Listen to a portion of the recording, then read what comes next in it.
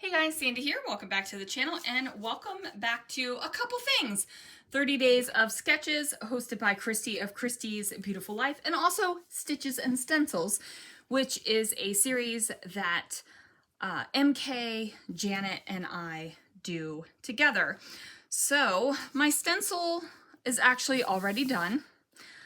This is a stencil print, and if you haven't seen a stencil print before, check out one of my past videos or a future one if you're watching this in the future a while. I don't know.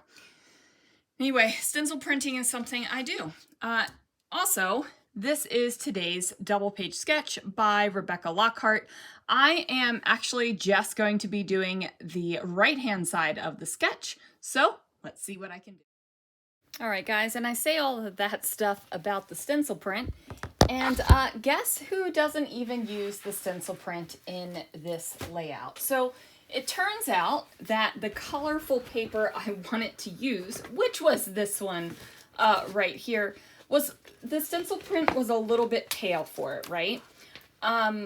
So I was like, okay, well, I'll bring in the actual stencil background that I made when I pulled the print. So that's this one, which is much more color saturated, a lot brighter. But then it really pointed out that there was no purple in this striped paper. So I was like, that's a problem. So I'm going to go through my papers and figure out something else. I know I want to use these rub-ons. I'm thinking about using something off of this Disney sticker sheet because this is a Disneyland album. And as you can see, I'm trying to make a little bit of a decision. I'm thinking that if I bring in those khaki colored stickers, I would definitely be able to bring in some khaki colored cardstock, and maybe I would sew the cardstock together. But as soon as I put that sticker sheet off to the side, the khaki color, poof, gone, out of my mind. I don't even think about it anymore. And I don't know if that's a good thing or a bad thing. You know what I mean? Sometimes it's okay that the idea that starts isn't the idea that ends, because that means the creativity is flowing. And then sometimes, again, I'm sorry, I'm putting my scissors away.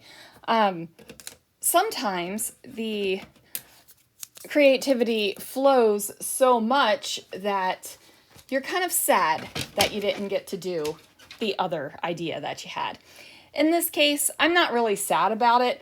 I will just know in the future that when I have a colorful layout, I can use those khaki stickers on there and not really attach myself to the Disney-esque traditional colors, right? Like, because this is definitely not traditional colors for Disney.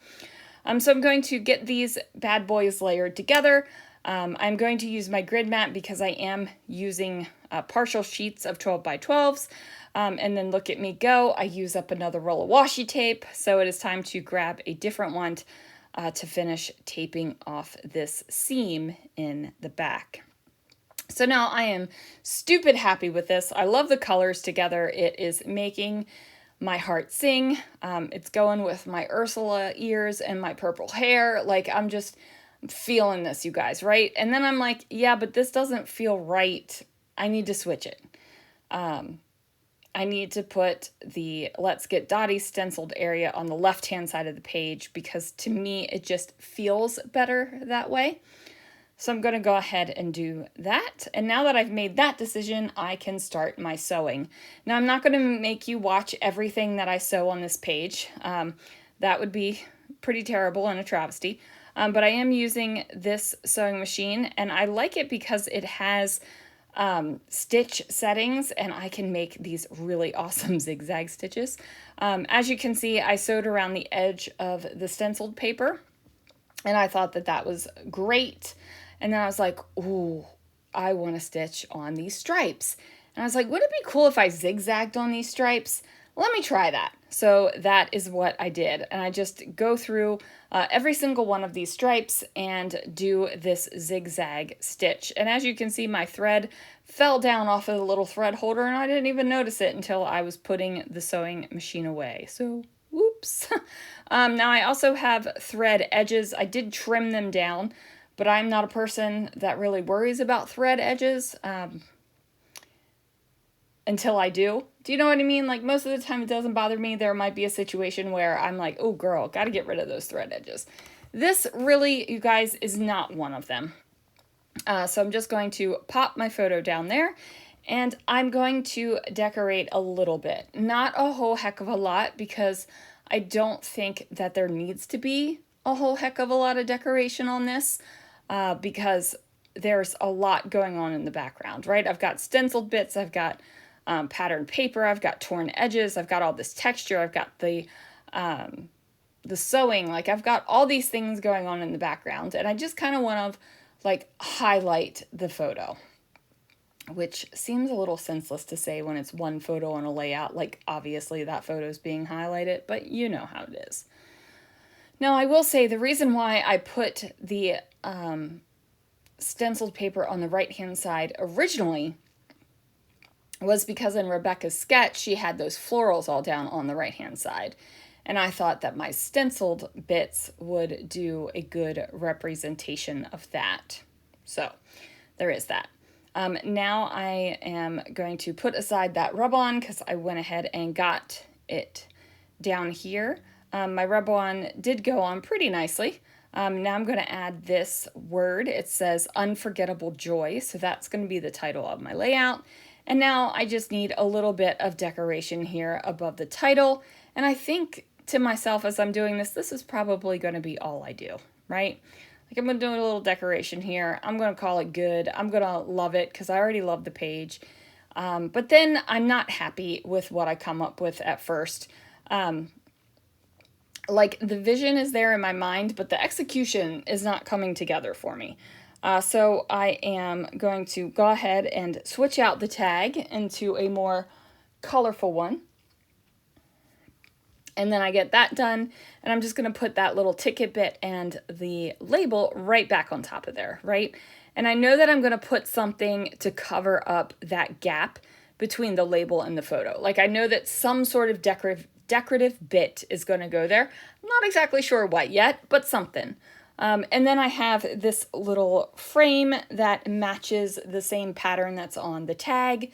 So I go ahead and put that up there on the corner as well.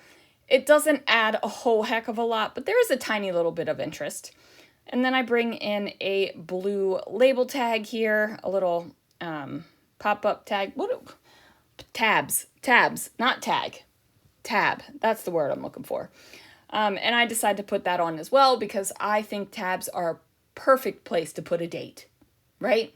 Like, when I see a tab on a page, I want to put a date on that bad boy. And sometimes that's the only way a date gets on my pages is if there is a tab on it. So we're going to make that happen.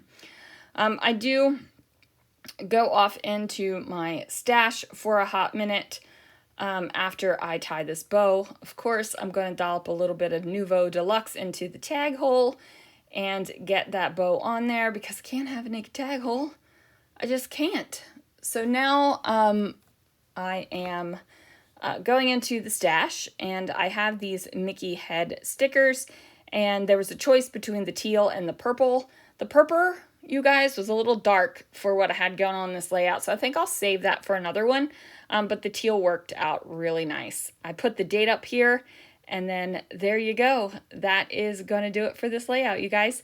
Thank you so much for watching. Be sure to check out Janet's channel and MK's channel because they do stitches and stencils with me. We do that as a fun group. And then be sure to check out the 30 Days of Sketches playlist. And of course, the Never Ending Kit playlist as well. All kinds of plugs right there, guys. Anyway, thank you so much for watching, and I will see you guys again real soon for another video.